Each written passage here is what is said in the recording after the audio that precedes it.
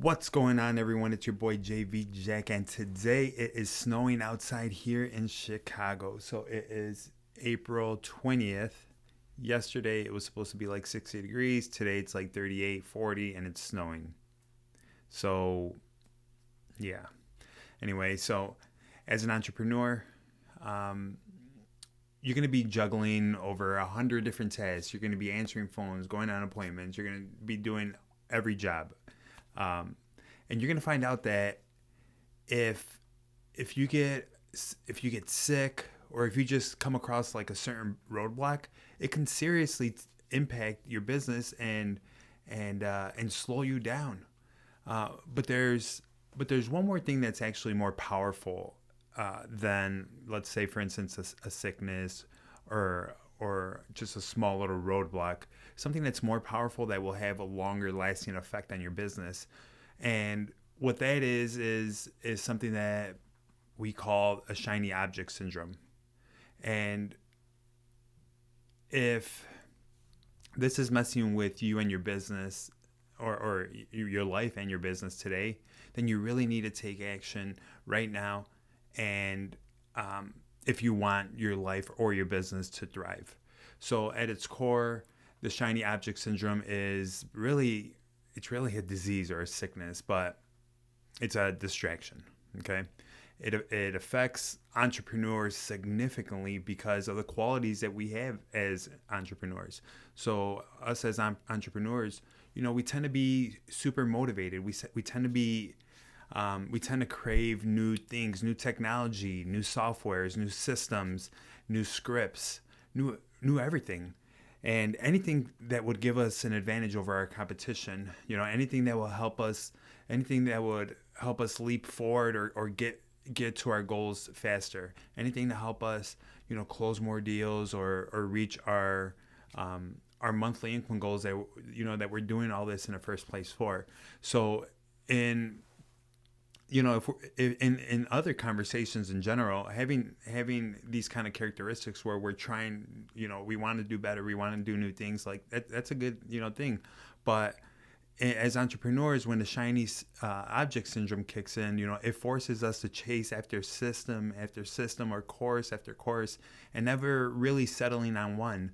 So it's called the shiny object syndrome because it's the entrepreneur's equivalent to like a kid at we take them to Target, or we buy them new toys and they're playing with the new toy. They're so excited, but then they get bored of it. They chase it, really like a shiny object rolling on the floor or something. They chase it, and once they pick it up and look at it, like they lose interest immediately and start chasing after the new thing.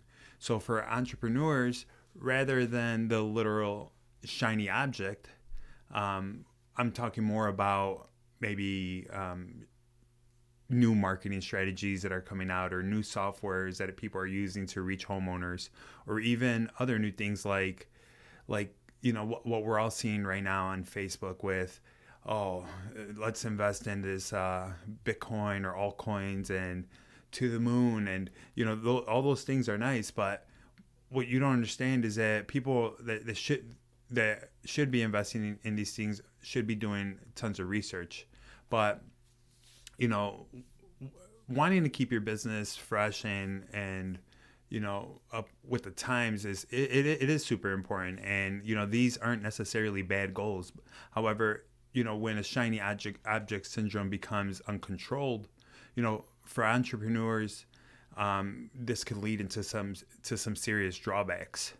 Okay, so I have a few that I want to name off. So number one is, not being able to actually finish a project. So when you get so excited about a new project before the first one's complete, like the first one's not even complete, and you just want to jump to a new one, you may jump ship before you can even see some meaningful results on the first one that you started.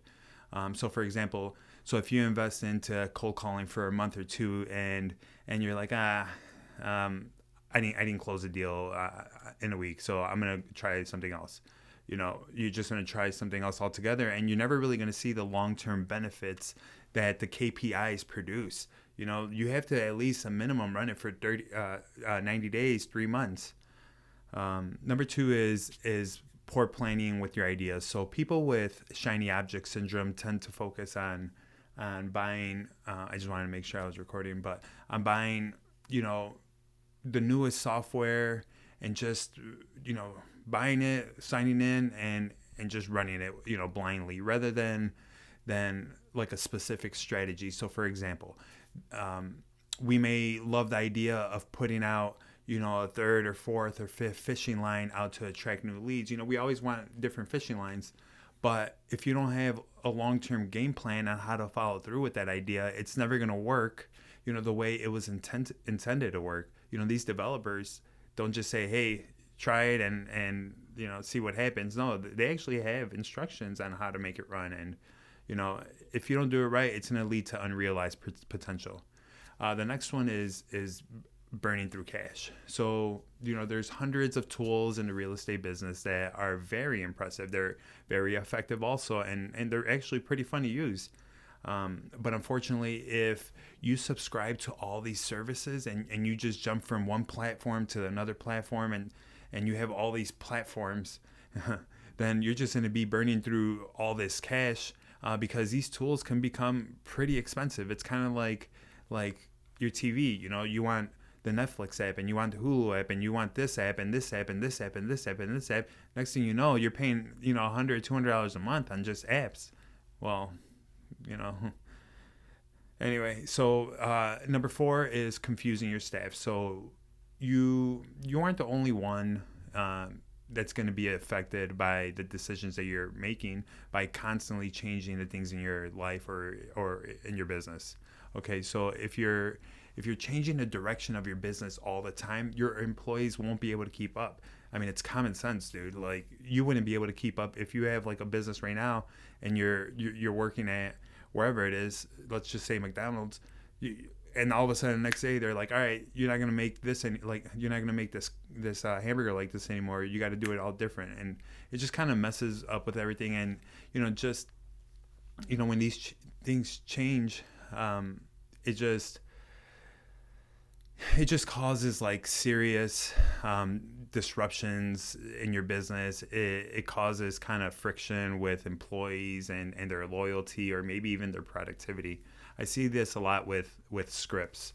We always want to try to change the script to fit every seller, but unfortunately that's never, you can't do that. You can't. You're never going to be able, there's never going to be a one-size-fits-all script. So you ask, how do we overcome the shiny object syndrome? So number 1 is to sit on your ideas, for a minute before you actually put into effect, before you launch them. Okay, so before you have your team start working on a new project, or before you have your team start changing all these things and they start changing everything, take some time and really think this out. Maybe do a little bit more research, or maybe ask some friends that are having success with this thing, and think about whether this is the best use of your employees or your company's time and resources. Not every idea should be executed. If you're a visionary, visionaries come up with hundreds of ideas every day, and it's really up to the implementer to take those 100 ideas and put them through a funnel and then just spit out 1 or 2 of those good ideas. If you don't have an implementer, that's fine. It's normal. If you're starting out, you don't have a team, that's fine.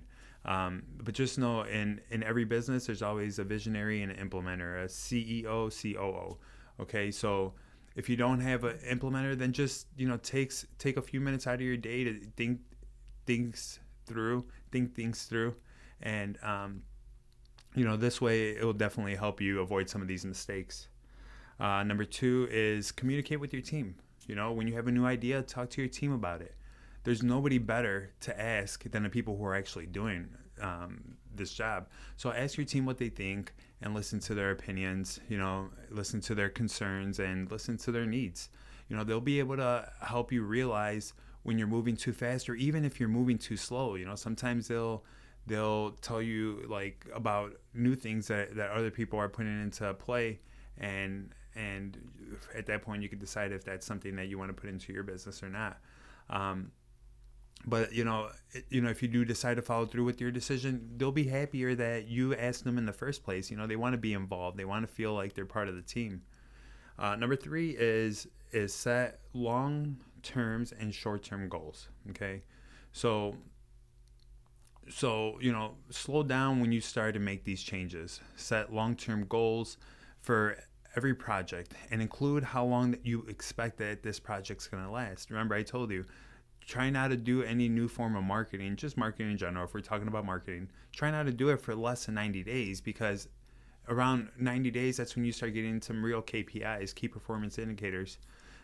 Setting short-term goals will help you close that gap, and keep your team focused. And last but not least, drop projects, when necessary. Once your long-term goals are in place, don't just drop the projects because you don't see an immediate goal. Like you have it in place and you wait, a couple days, a week, 2 weeks, and then you drop it. Don't do that. You're not going to see immediate results. You got to wait until the machine is working on its own. 90, 180 days, 3, 6, 9, 12 months. The only exception would be if your project starts costing you more money than you expected, or just basically costing you more than what you're going to get in return.